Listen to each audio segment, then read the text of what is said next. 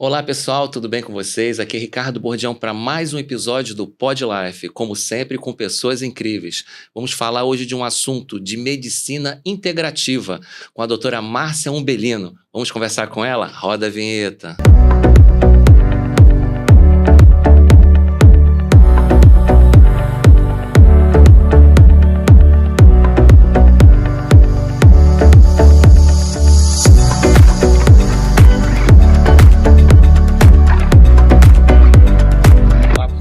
Aqui é Ricardo Bordião, a gente está agora no Pod Life.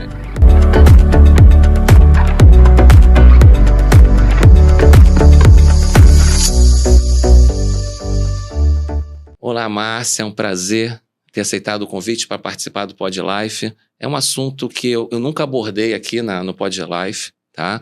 É um assunto interessante, né? Eu vou precisar muito de conhecer também, junto com os meus convidados, né? Com as pessoas que nos assistem, para saber um pouquinho desse universo.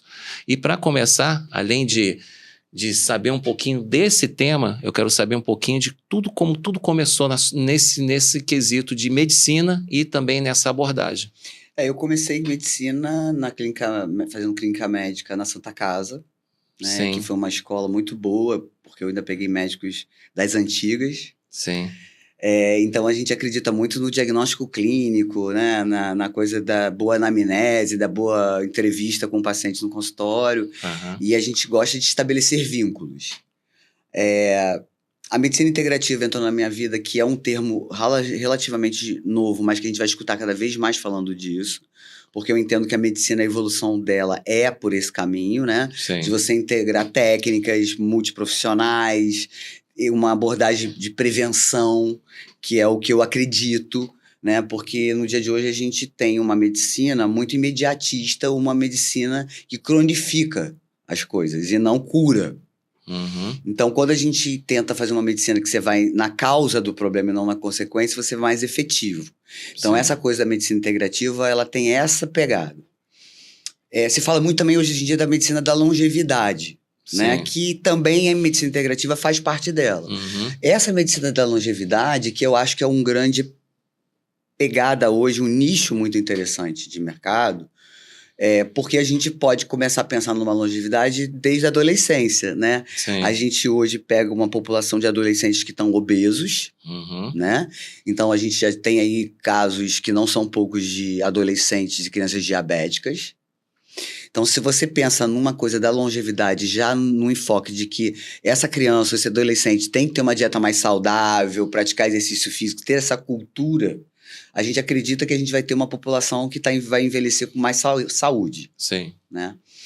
Como a gente faz geriatria, eu já pego o paciente que já tem uma identificação com essa coisa da prevenção. Uhum. Então, no consultório, a gente tem pacientes aí de 40, mulheres de 50 que já estão na menopausa, que já pensam fazer uma reposição hormonal. Sim. A gente tem homens que já procuram uma coisa dessa, de entender que a massa muscular vai diminuindo com a idade, né? Uhum. Então, a gente tem esse público que quer fazer a prevenção, mas a gente também tem o público lá dos centenários e dos 90, 80 anos. Sim. Então, é um grupo muito heterogêneo. E a gente tem Sim. que ter uma abordagem para esses diferentes grupos de pessoas etárias, Uhum. né?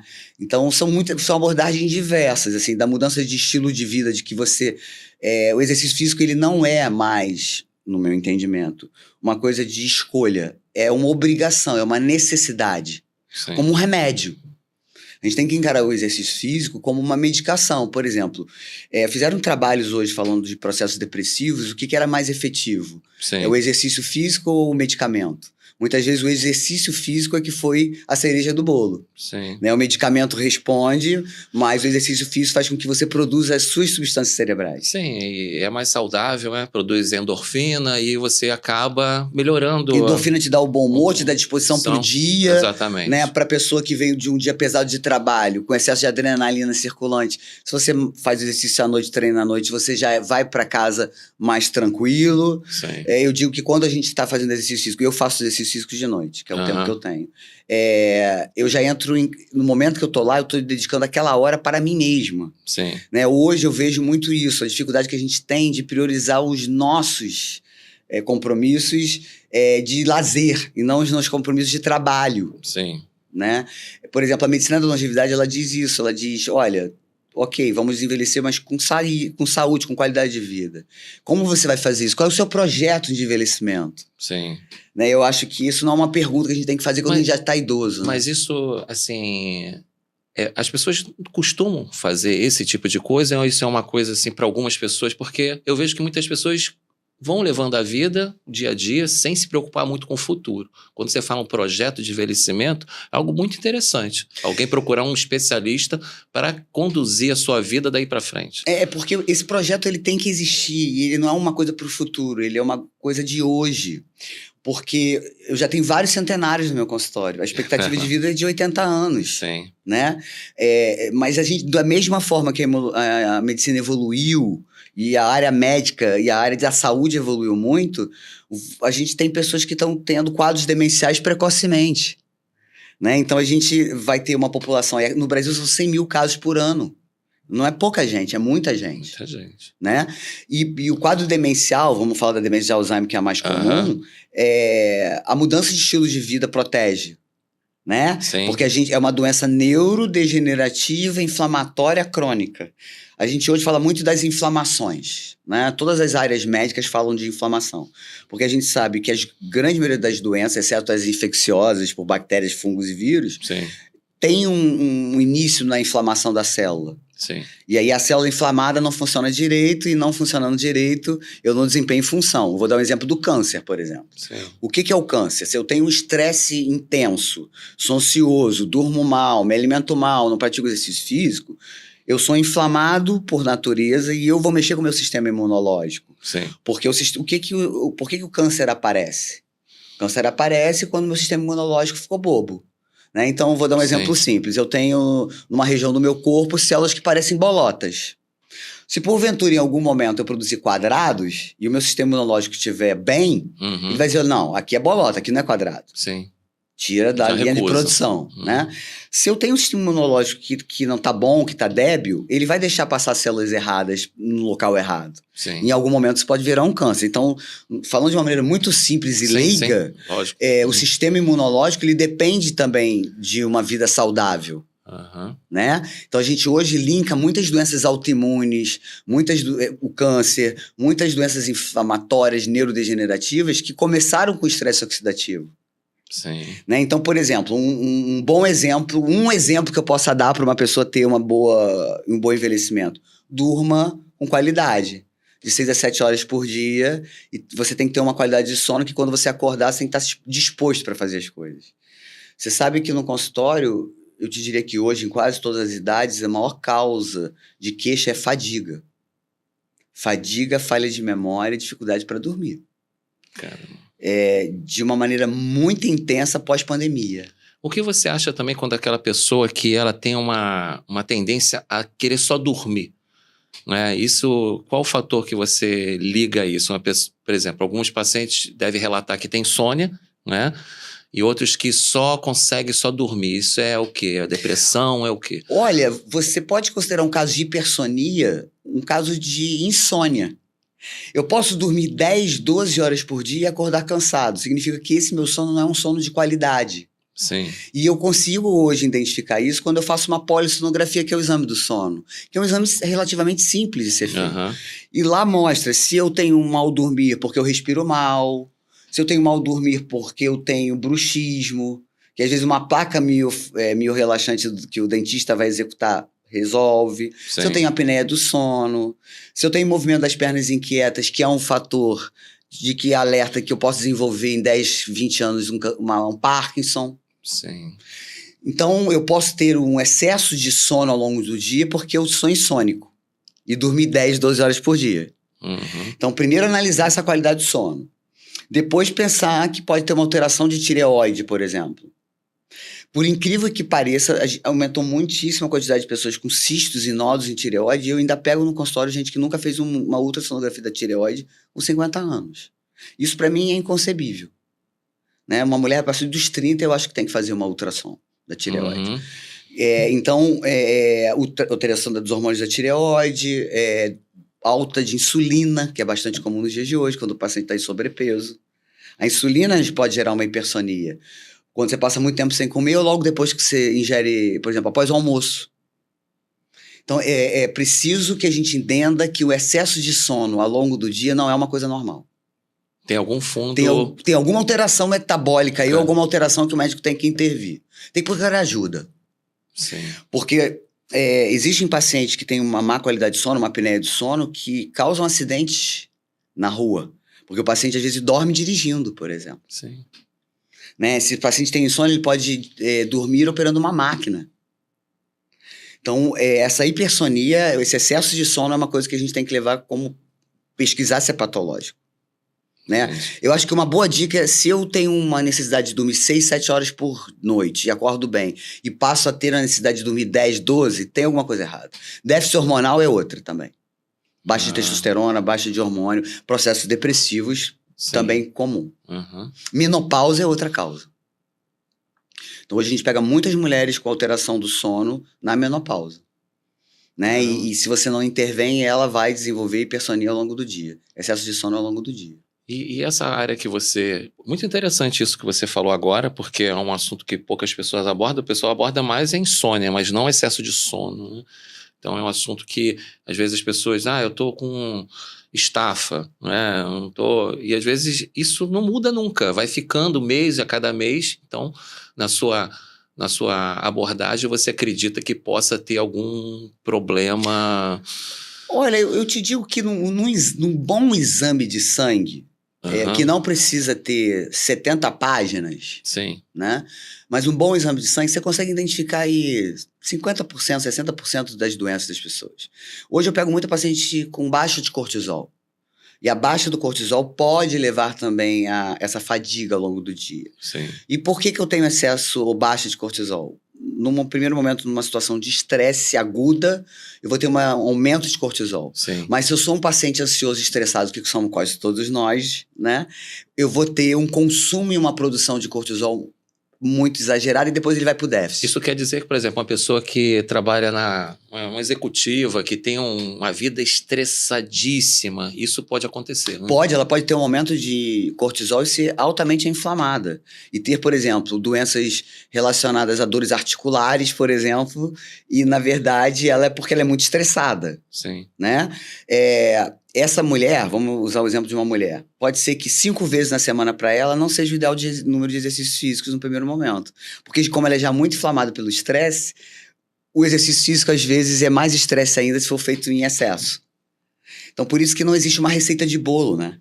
Sim. É necessário que... É uma pessoa única, né? É única. Mas uma alta executiva, ela é uma candidata a ter falha de memória, a ter déficit de atenção, a ter processos depressivos, a ter insônia. Burnout. Um burnout. O burnout hoje é mais conhecido e estava muito relacionado à profissão, não é? Mas você pode ter um burnout que a gente chama de fadiga adrenal, que na internet vai ter gente dizendo que isso não existe. O nome não é esse. Eu acho que é uma questão de semântica só. Então eu gosto de dizer que é déficit de cortisol, para não ter problema.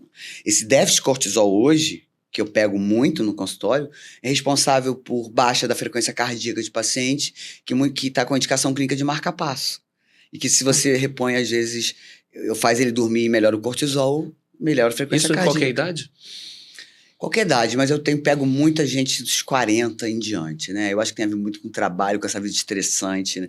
Dessa coisa da gente ter que se deslocar para o ambiente de trabalho. Mesmo quem trabalha em home office, às vezes tem que se deslocar 1, 2 vezes na semana, né? Violência, isso tudo a gente não conversa muito, não contextualiza muito, mas a gente tem que colocar em consideração que se a gente ligar a televisão agora às 6 horas da manhã, 6h30, a gente já começa a ser bombardeado com desgraça, né? E o nosso cérebro não consegue fazer a distinção do que é real do que não é real com você mesmo. E é tipo, né? Assim, vamos ver se você concorda. Você vê um monte de... A gente mora no Rio de Janeiro, né? A gente está falando do Rio de Janeiro, para quem está assistindo. Aqui é uma grande violência, a gente tem muita violência, tem coisas que não acontecem em outros estados. E aí a gente liga a televisão, aconteceu assassinato, isso... No nosso cérebro, é como se a gente estivesse vivendo aquele mundo, né? Você está vivendo e acaba te depreciando.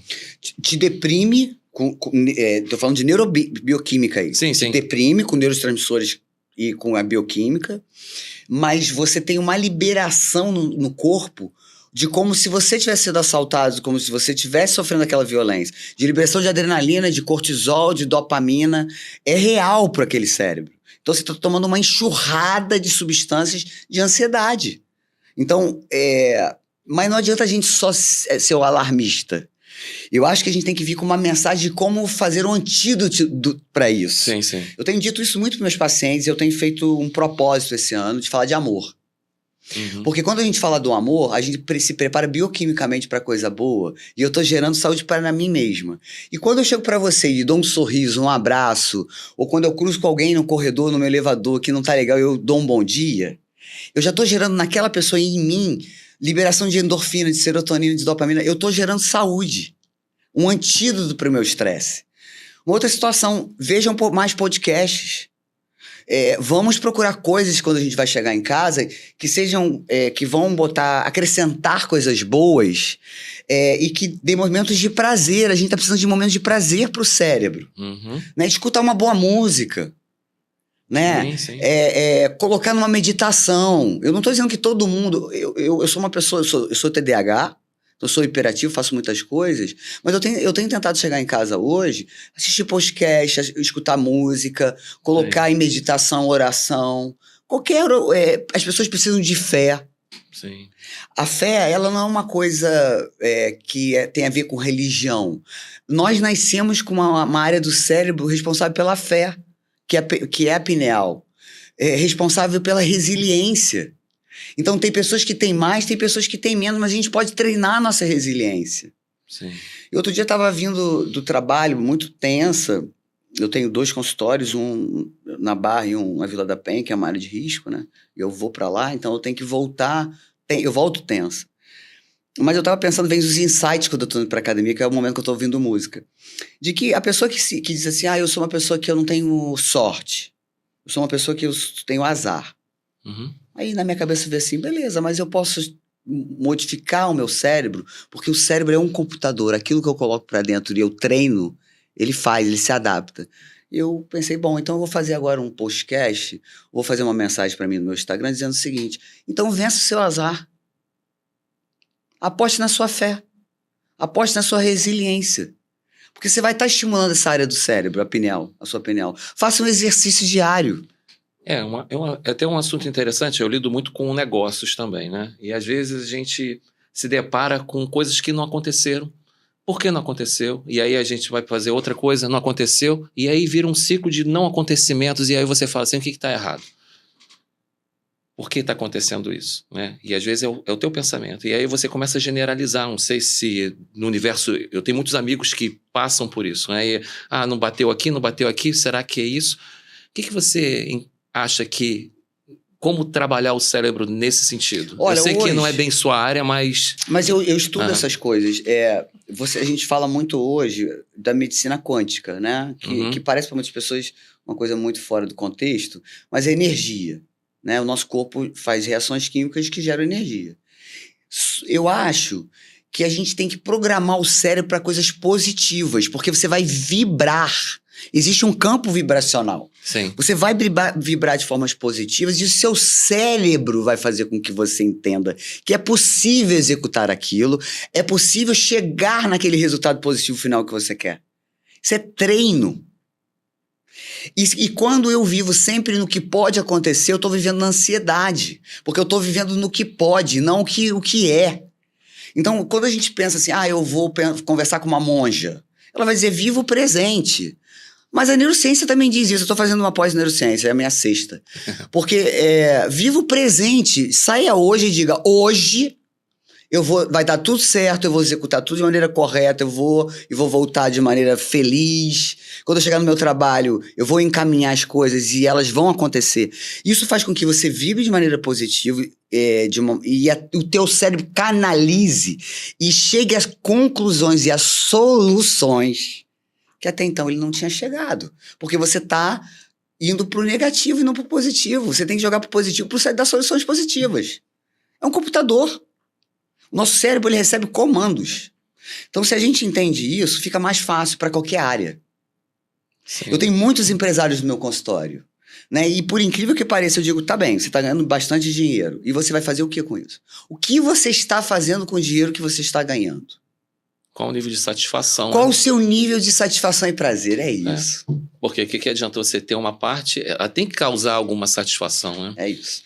Só não pode ser uma satisfação frívola, que é a de hoje. Fugaz, né? Fugaz, porque o que acontece? O computador fez isso, a tela fez isso. Eu tenho milhões de informações num curto espaço de tempo, sempre gerando expectativas e a necessidade de eu ter a recompensa via dopamina. Então, o tempo todo eu preciso comprar, comer, beber, né? Os alimentos com muito açúcar. E o que você diz dessas pessoas, principalmente mulheres, né?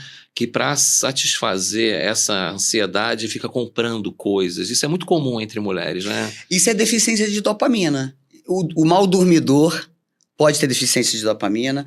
O paciente excessivamente depressivo tem déficit de dopamina. O paciente excessivamente ansioso tem déficit de dopamina. O paciente parkinsoniano tem déficit de dopamina. E pós-Covid nós viemos com déficit de dopamina, que dá um outro podcast.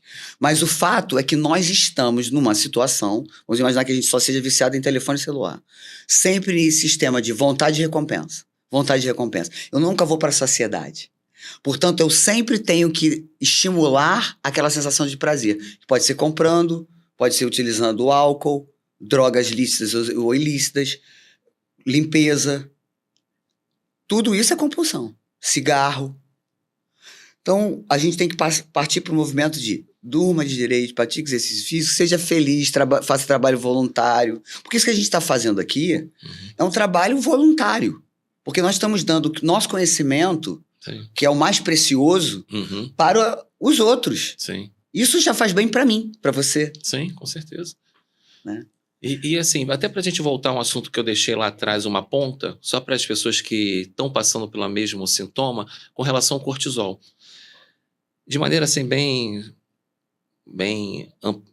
subjetiva, qual seria a solução? É medicamentoso? É psicológico? Olha, na minha prática clínica integrativa, os pacientes que estão com cortisol muito baixo a gente considera abaixo de 7, eu faço reposição através de hidrocortisona um período e vejo a causa do déficit de cortisol. Então, se é ansiedade eu vou tratar, se é insônia eu vou tratar também, se esse paciente precisa de exercício físico ele vai tomar. Melatonina, por exemplo. Melatonina, muitas vezes, ela não encaixa para o sono. O paciente não consegue dormir com a melatonina se ele tiver com desequilíbrio de neurotransmissores. Se ele for um deprimido e dormir mal, ele não vai melhorar com a melatonina no primeiro momento. Mas ela ajuda no cortisol. Então, eu posso dar um remédio para o paciente dormir, mais potente, mas posso fazer a melatonina com a intenção de melhorar a imunidade e o déficit de cortisol, por exemplo. Interessante isso. Né? Melatonina eu posso usar para ajudar no ovário. Muito bom. Então tá tudo relacionado. Por isso que a medicina integrativa ela vai ser um tema que a gente não vai poder abrir mão mais dela. Porque o corpo ele é um todo, não dá pra gente fragmentar demais. Sim. A gente vai ter que voltar para aquela medicina do estilo de vida, mas aquela medicina do médico de família, por exemplo. Porque você tem que entender aquele paciente como um todo, né? Muitas vezes, a colega antes estava conversando aqui que eu achei bastante interessante, da coisa do físico. Sim. A gente faz no consultório modulação hormonal, a gente põe chip, a gente faz injetável, a gente faz soroterapia, mas isso é charlatanismo? Não, isso é medicina. Eu peguei agora um mês mais ou menos uma paciente com diagnóstico de demência de Alzheimer, já com comprometimento da vida dela, tendo que ter ajuda dos familiares, que ela tinha B12 180. Eu repus a B12 e a cognição dela melhorou, eu te diria, 50% com uma injeção de B12. Se eu fizesse oral, talvez eu levasse 6 meses, por exemplo. Então, eu precisei fazer injetável. Sim. Mas o paciente precisa fazer para a vida inteira injetável? Não necessariamente. Mas isso é uma coisa errada? Não. É só uma via de administração diferente. A B12 é a mesma. Muito interessante. Né? A reposição hormonal, a gente sempre vai falar como um vilão. Mas um homem que está prostrado, com péssima memória, sem capacidade de decisão, sem massa muscular, eu tenho que fazer testosterona nele se está baixa. Sem gerar nenhum problema de câncer de próstata. Pelo contrário. Isso aconteceu até comigo. Eu tive alguns momentos difíceis na minha vida, né? E não querendo aliar uma coisa a outra. Comecei a fazer reposição hormonal e, assim, tipo, virou uma chave, assim, pra mim. Fez plus. Mas vira uma chave. Virou uma chave. Tipo assim, eu virei uma pessoa muito mais objetiva, né? Como eu já fui no passado, né? Isso. E isso até de uma maneira muito intensa. É isso, muda comportamento. Muda o comportamento, Isso, né? Você sabe que tem estudo de farmacoeconomia que diz que o mundo se desenvolveu durante muito tempo porque era via testosterona. Que é a coisa do conquistar, do ir a, né? De não querer contemporizar, de ir, ter, de fazer, de executar. Isso é testosterona. O mundo precisava disso. O mundo agora, ele tá mais feminino. Ele precisa de contemporizar, né? A gente precisa de partir para agrupar e não separar. Então, até isso é estudado. O hormônio muda comportamento. Isso também para a mulher. Para a mulher. Hoje você vê mulheres com mais testosterona. Não porque ela necessariamente, pelas atitudes e pelo comportamento que ela tem que executar, o corpo está fazendo com que ela produza mais. Olha que interessante. Mas ela pode fazer reposição? Pode. Muitas vezes deve. Porque a perda de massa muscular é que é o grave. Que se eu não faço reposição hormonal, eu perco massa muscular.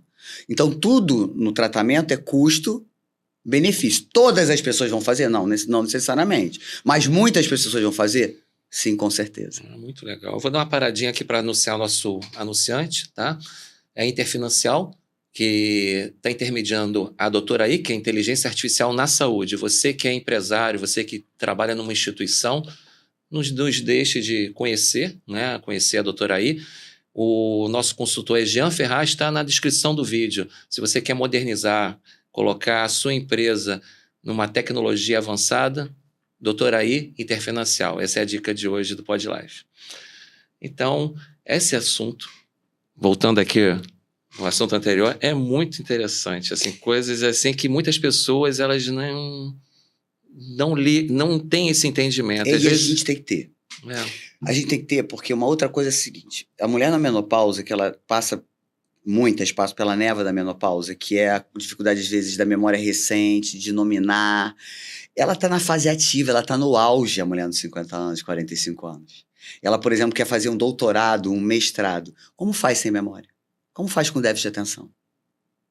Então, se você não faz reposição hormonal nessa mulher, ela está atrapalhando o trabalho dela. Ela está trabalhando o desenvolvimento do intelecto. Sim. Né? No momento que ela está numa fase ativa, que os filhos ainda não estão totalmente crescidos. Para o homem é a mesma coisa. Se você tem um homem com 50, 40 e poucos anos, que é muito comum a gente pegar hoje, mal dormidor, se alimentando mal, com baixa de testosterona, que não tem uma capacidade de decisão. Que ele está inseguro. Que ele está entrando num processo depressivo. Isso vai modificar a vida dele como um todo. E a pessoa que está com baixa de libido porque ela está com déficit hormonal, que ela está no processo depressivo? Isso impacta num casamento. Não, ainda por cima toma antidepressivo, que aí piora mais a situação, né? Mas existem antidepressivos que não mexem com a libido nem com a ereção. Uhum. Então isso também tem que ser conversado com o médico, né? Qual é o perfil de medicamento para aquele paciente? Sim. Né? É, muito, muito interessante. Dentro do teu trabalho, você trabalha com ortomolecular, não é? Quais são as abordagens mais, assim, principais aí que você atua com relação, de modo geral? Olha, déficit nutricional todos nós temos hoje. O que a gente vê com mais comum no consultório é déficit de B12. Porque eu acho que todo médico tem que dosar nos dias de hoje vitamina D. Ficou parecendo modinha, mas não é não. A vitamina D é fundamental no metabolismo do açúcar e dos carboidratos. Então não é à toa que a gente tem muita gente também com insulina alta porque tem déficit de vitamina D. A vitamina B12 é importante para a cognição, para a proteção do nervo. Então, para que eu não tenha dormências, para que eu não tenha formigamentos, é importante a B12, para recuperação muscular, para metabolização de ferro no fígado, para absorção. Então, é importante isso. Então, a gente faz muita suplementação disso. Sim. Pensar nas vitaminas, nos minerais e nos aminoácidos. Você não me perguntou, mas por que hoje a gente fala tanto nisso e não se falava isso antes? Sim. Porque os alimentos, anteriormente, vamos botar aí há 30 anos atrás, era um tipo de alimento. Hoje é outro. Vegetais, legumes e verduras têm uma composição um pouco mais diferente. Por quê? Porque aquele nitrogênio que vinha do cocô da vaca, da galinha, da postagem, não é mais. É adubo, é fertilizante. Né? Esses animais, uma vez que vão para o pasto, eles ficam um tempo menor no pasto. Né? E a alimentação deles é ração. Então, os alimentos eles estão com uma composição de vitaminas e minerais diferente, Sim. menor. Sim. Eu dou um exemplo assim. Bom, eu quero repor ômega. Então como a linhaça. Para eu ter uma quantidade de ômega que eu tenho numa cápsula, eu tenho que comer um balde de linhaça. Quem consegue comer um balde de linhaça por dia? Então, essa suplementação tem que vir de fora para dentro, não tem jeito. Ah, mas você então está querendo dizer que a alimentação não é importante? A alimentação é fundamental. Né? É fundamental, porque nós estamos já no Brasil, 50% da população já está caminhando para a obesidade. Isso é uma coisa muito séria de impacto econômico também. Né? E a gente sabendo que doenças relacionadas à obesidade, como câncer, vários cânceres, mama, intestino, de sangue, sanguíneos, estão relacionados à obesidade, estômago. Então, se a gente não muda isso, a gente vai ter um impacto também relacionado ao aumento de cânceres, que a gente não é pouco que a gente está vendo nos dias de hoje, sim, não é isso? Sim. Então, é importante emagrecimento. Sim. É importante cuidar da obesidade. Doenças cardiovasculares, doenças cerebrovasculares, que mais matam. Demências, que a gente sabe que começa com a inflamação, que pode vir com a obesidade. Então, a obesidade hoje é considerada uma doença crônica. Então, é necessário que a gente tenha uma intervenção potente. Aí as canetas, elas vêm, mas elas não são a solução de todos os problemas. Sim. Eu gostaria de deixar claro, porque ficou parecendo que todo mundo que usa caneta é beneficiado. Não. O paciente que tem problemas gástricos, intestinais, ele tem que tratar isso primeiro. Porque a medicação médica, ela pode gerar diarreia como constipação, que é a prisão de ventre, ela pode gerar dificuldade na digestão, na absorção, na perda de massa muscular. Então, é boa, é excelente, eu uso muito, mas com critérios. Sim. Né? A gente tá pegando pessoas que não precisam emagrecer, que se ela fechar a boca um mês para ir para o casamento, ela perde 3 quilos. São pessoas que estão lançando mão das injeções. Sim. Né? Aí a gente vai dizer assim, mas tem que ter prescrição médica. Vivance também tem que ter prescrição médica. A Ritalina tem que ter prescrição médica. E se vende como droga. Sim. É complicado. Márcia, a gente está caminhando para o encerramento. É um assunto muito interessante, né? Eu tenho vontade de chamar, vou te chamar novamente aqui para a gente conversar mais sobre esse tema. Gostei demais, demais mesmo. Até me surpreendi com o tema, né? Porque é um assunto que me interessa também. Eu te agradeço muito a sua participação aqui, tá? Espero lhe ver novamente para a gente falar um pouquinho mais sobre isso. E que essas orientações que você deu aqui para as pessoas possam servir para melhorar a vida de cada um. Olha, uma vez falando para mim, você vai falar isso novamente? Eu vou falar todas as vezes que eu puder e tiver chance no podcast, então eu te agradeço a chance aqui de dizer que o importante é dormir bem, se alimentar bem, praticar exercício físico, amar, ser amado, ter uma religião ou ter uma fé. Então, essa é a dica que eu queria dar para que a gente tenha qualidade de vida. Agradecer a oportunidade de estar aqui e dizer que a gente precisa alimentar nosso cérebro de coisas boas. Verdade. Né? Ter boas palavras. Eu acho que um bom dia, uma boa tarde, está tudo bem com você, a gente vai melhorar muito a vida nossa e do outro. Acho que é isso que eu queria dizer de dica hoje. Dá uma Perfeito, dica. Márcia. Muito obrigado. Tchau, foi um prazer.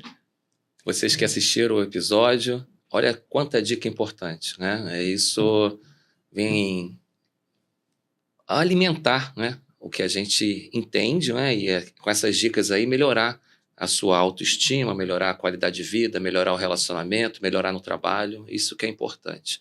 Não nos deixe de nos seguir, não esqueça de dar seu like e faz o seu comentário, que a doutora Márcia vai responder aqui embaixo, me ajudar a responder, tá? Um grande abraço, até a próxima. Tchau, tchau.